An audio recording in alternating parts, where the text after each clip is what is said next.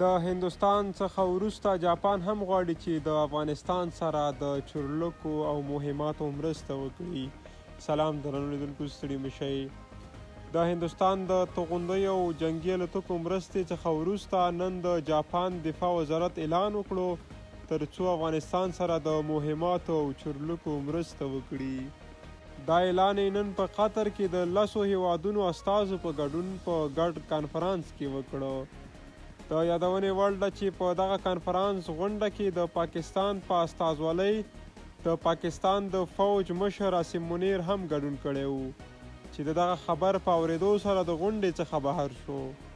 د مهمات او چورلکو شمیر نه دی په ډاګه شوی، خو ویلي دي چې دا مهمات او چورلکې به د روان اپریل په میاشت 15 تاریخ د طالبانو دفاع وزارت ته تسلیم شي.